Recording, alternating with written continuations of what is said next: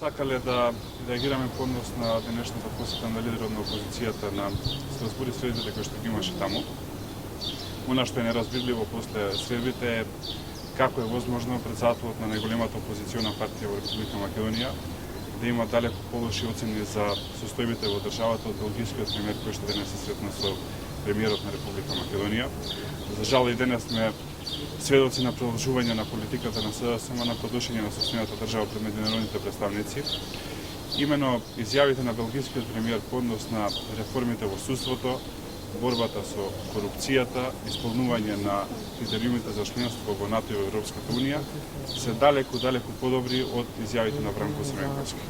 За жал ова е континуитет на една политика која што се случува по временски период, политика која што и штети на Република Македонија, заради тоа што на крајот зборува представник на Република Македонија пред институциите на Европската унија и политика која што во континуитет само деструктивно ја води кон Република Македонија. За жал Бранко Црвенковски не се менува и ова е продолжување на политиката која што гледаме во изминатиот период.